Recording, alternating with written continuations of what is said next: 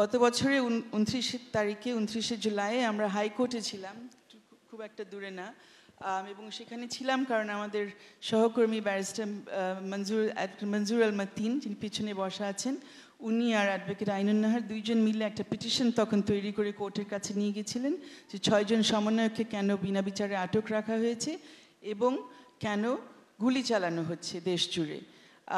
গুলি বন্ধ করার জন্য এবং তাদেরকে উদ্ধারের জন্য আমরা কোর্টে শরণাপন্ন হলাম।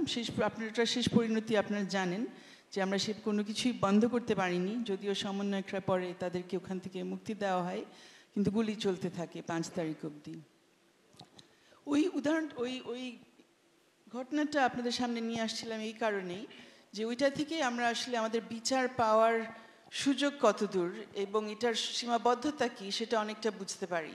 সেটা কোনো নির্দিষ্ট কোনো ভিকটিমের পক্ষে সরাসরি কোনো মামলা ছিল না যে তারা ফৌজদারি আইনের মাধ্যমে তারা হত্যার বিচার চাইছে বা ম্যাস কিলিংয়ের বিচার চাইছে বা মানবতা বিরোধী অপরাধের বিচার চাইছে। সেটা ছিল একটা জনস্বার্থ মামলা, কিন্তু ছিল আমাদের সংবিধানের অধীনে, সংবিধানে স্বীকৃত আমাদের যে মৌলিক অধিকার, জীবনের অধিকার, ব্যক্তি স্বাধীনতার অধিকার, এগুলোর প্রতিকার পাওয়ার জন্যে। পরবর্তীতে কি হয়েছে, moving beyond the rhetoric and moving beyond 5th of August, আমরা কি দেখেছি? জাতিসংঘের তথ্য অনুসন্ধান প্রতিবেদনের মাধ্যমে তো আমরা একটা বডি অফ এভিডেন্স পেয়েছি এবং এটার ভিত্তিতে আরও অনেক সাক্ষ্য প্রমাণ এখন বের হয়েছে। তারা যে সূত্রগুলো ধরিয়ে দিয়েছেন সেটার ভিত্তিতে সেখান থেকে আমরা দেখেছি যে মানবতা বিরোধী অপরাধের সাক্ষ্য প্রমাণ তারা পেয়েছেন। সেটার ভিত্তিতে এখন তদন্ত চলছে আইসিটির অধীনে এবং আমাদের অনেকগুলো আদালতে। সেইগুলোর বিষয় একটু পরে আসবো in terms of beyond the rhetoric.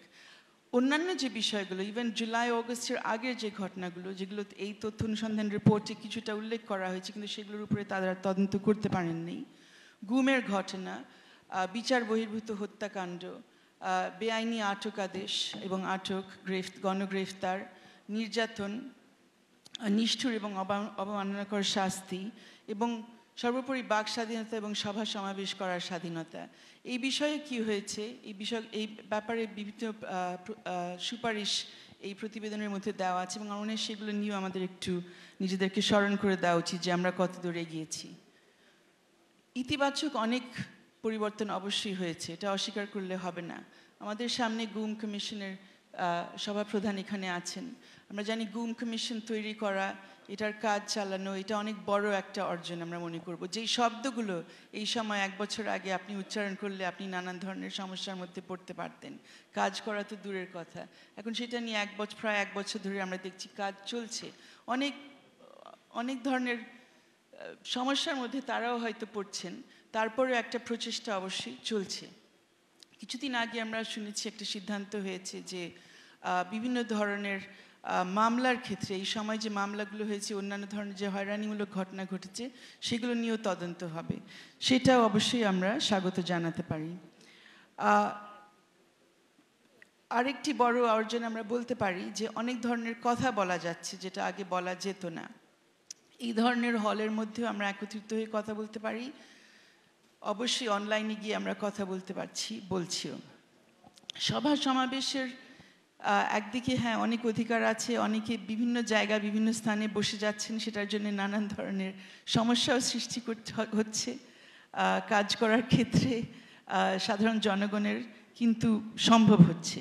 Maybe এখন ওই বিষয়ে একটু আসি যে কি সম্ভব হচ্ছে না বা কোথায় কোথায় আমরা এখন অনেক ধরনের মনে করছি যে আসলে আমরা রেটরিকের মধ্যেই আবদ্ধ।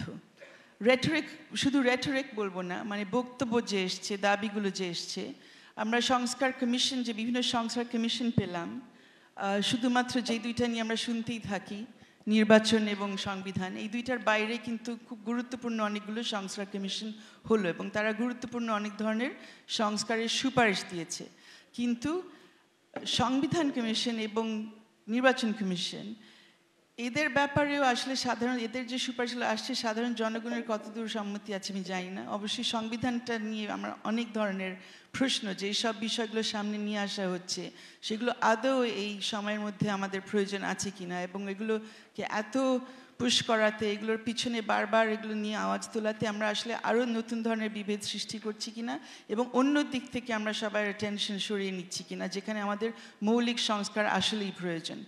যেগুলো নিয়ে আমরা ভেবেছিলাম জুলাই অগস্টের পরে প্রথমেই সংস্কার হবে, না নির্বাচন না সংবিধান, কারণ সংবিধান আমাদের একটা হাতিয়ার, এখন পর্যন্ত আমাদের হাতিয়ার, আমাদের অধিকার সুরক্ষার ক্ষেত্রে একটা হাতিয়ার হিসেবেই আমরা ব্যবহার করছি এই 10 মাস জুড়ে, তারও আগে যেই জন্য বললাম 29শে জুলাইও তখন আমরা ব্যবহার করেছিলাম। পুলিশ রিফর্ম এবং বিচার বিভাগের রিফর্ম, এই দুইটার খুব কম অগ্রগতি আমরা দেখছি। বিচার বিভাগের ক্ষেত্রে কমিশনের রিপোর্ট এসছে, প্রধান বিচারপতির সুপারিশ এসছে, একটি অধ্যাদেশও মাঝে এসে গেছে বিচারপতিদের নিয়োগের ক্ষেত্রে, এবং সচিবালয় তৈরি করার কথা হয়েছে, কিন্তু আমরা বিচারালয়ে যে অবস্থা দেখছি এই মুহূর্তে, সেটাকে বোধহয় সংস্কার পরবর্তী অবস্থা কেউ বলার সাহস করবেন না।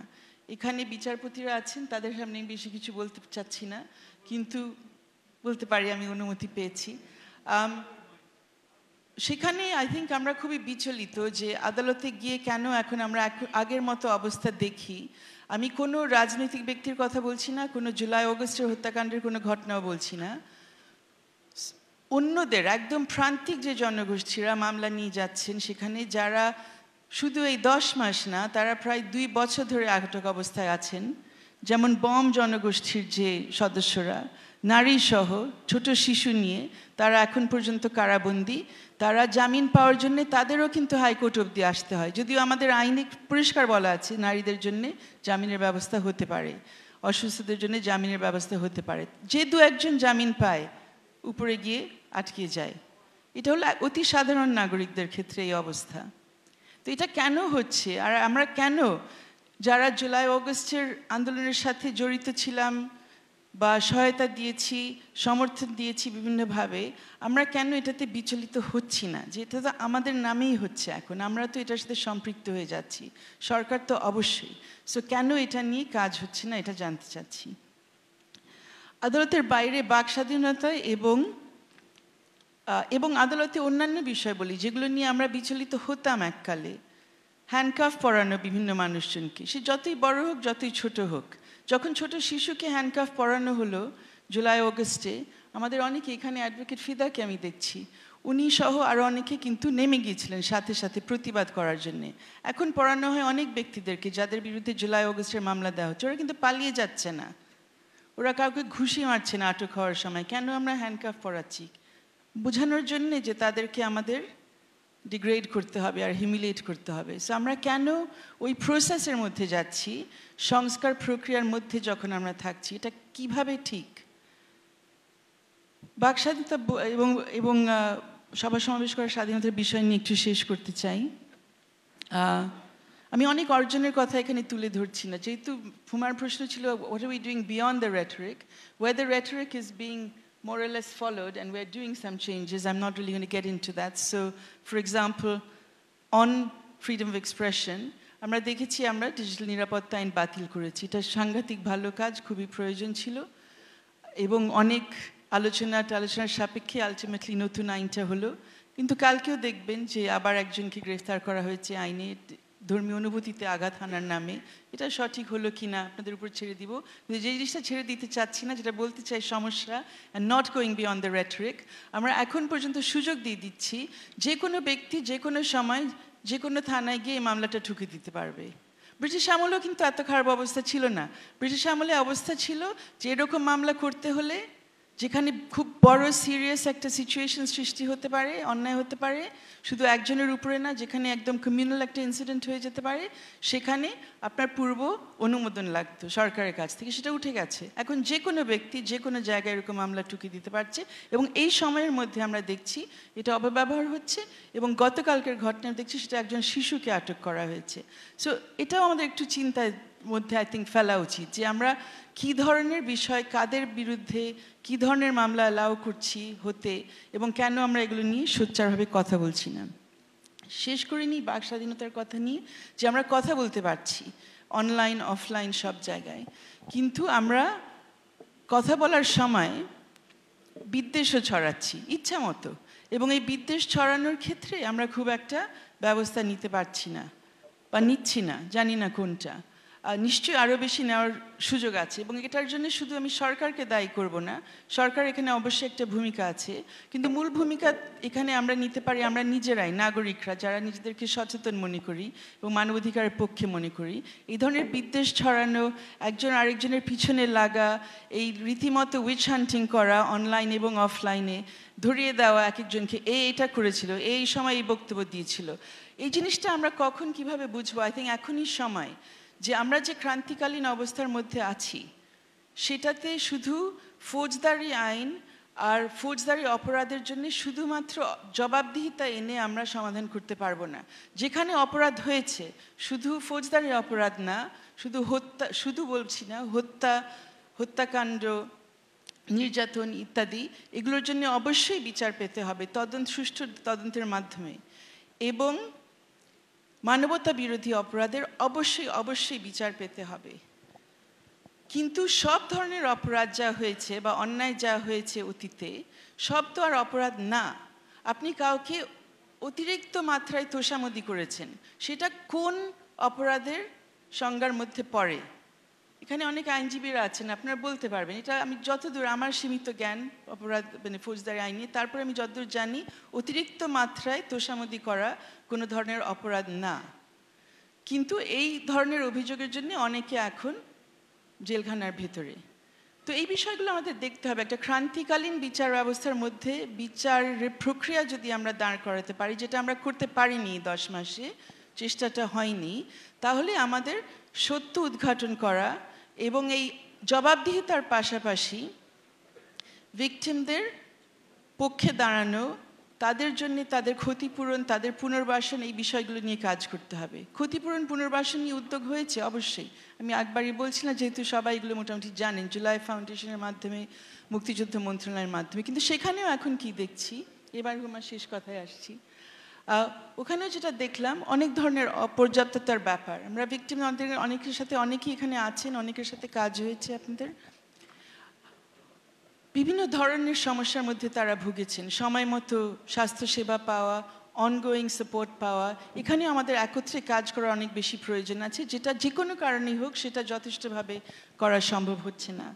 একটা উদাহরণ দিই, এর মধ্যে আমরা দেখেছি যে আর্থিক সহায়তা দেওয়া হচ্ছে, সেখানে আমরা দেখছি যে যারা বিধবা, অনেকেই যারা জুলাইয়ের শহীদ যারা, তাদের বিধবারা বলছেন যে তাদেরকে যেভাবে এখন আর্থিক সহায়তা দেওয়া হচ্ছে, বলা হচ্ছে শুধু বিধবারা না, ও বাবা মা পিতা মাতা যারা আছেন, অভিভাবক, তাদেরকে উত্তরাধিকার আইন অনুযায়ী এই আর্থিক সহায়তাটা বন্টন করা হবে। কেন?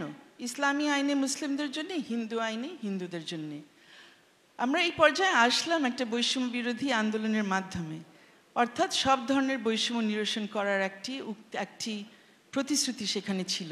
এখন এটাতে শেষ যদি হয় যে ভিকটিমদেরকে আমরা হিন্দু মুসলিম বানিয়ে সেইভাবে দেখব কে কি পায়, আর যেখানে উত্তরাধিকারের কোনো প্রশ্নই উঠছে না, এটা কারোর সম্পত্তি বন্টন হচ্ছে না, রাষ্ট্র তার সম্মান জানাচ্ছে এই আর্থিক সহায়তাটা দিয়ে ক্ষতিপূরণের একটা প্রচেষ্টায়, সেখানে আমাদের অবশ্যই অন্য নীতিতে চলা দরকার। সো ক্রান্তিকালীন বিচার প্রক্রিয়াটা আমাদের জন্য অতি জরুরি, এটা চালু করা। I think it's not too late. We have to correct some of the mistakes that have happened during these 10 months, build on the successes, but we have to bring people together. And bringing people together means in a process that is not discriminatory. And that means bringing everyone in Bangladesh together. এখন যে প্রসেসটা আমরা দেখছি প্রতিদিনই সকাল বিকাল আমাদের টেলিভিশনে, অনলাইনে কনসেনসাস তৈরি হচ্ছে, where is human rights? আমরা এই যে রিপোর্ট নিয়ে কথা বলছি, জুলাই অগস্টের এই হত্যাকাণ্ড, মানবতা বিরোধী অপরাধ, where is that in the consensus commission process? Where is the question of justice in there? And where is the question of participation and equality? Consensus commission e ekjon nariyo nei.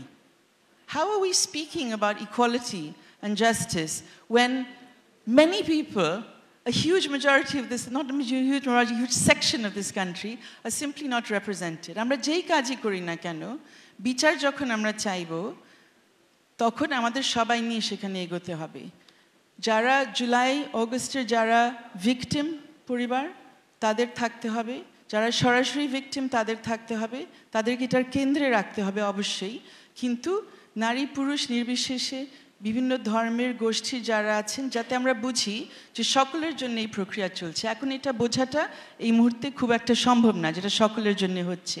R August পরবর্তী, যদি এখানেও এই রিপোর্টে এই কথাগুলো এসছে যে জুলাই অগস্টের আন্দোলনের সময়ের পরেও যে ধরনের অপরাধগুলো ঘটেছে, সেগুলো কিন্তু আমরা যদি বলি যে না, এগুলো নিয়ে আসলে কেউ দায়ী না, এগুলো ভাবে দেখতে হবে না, আলাদা করে দেখতে হবে না, আই রেসপেক্টফুলি ডিসএগ্রি। অগস্টের পরে অনেক ধরনের মানবাধিকার লঙ্ঘন হচ্ছে, individual attacks which are not sufficiently dealt with by state authorities, and reports and allegations against state authorities. Uses of the Special Powers Act. I'm just finishing one sentence. Use of the Special Powers Act, a law that many of us in this room, including in the highest levels of the government, have fought against for years and years. Special Powers Act is happily in use again, including against women. Anti-Terrorism Act is being used against children for stone throwing.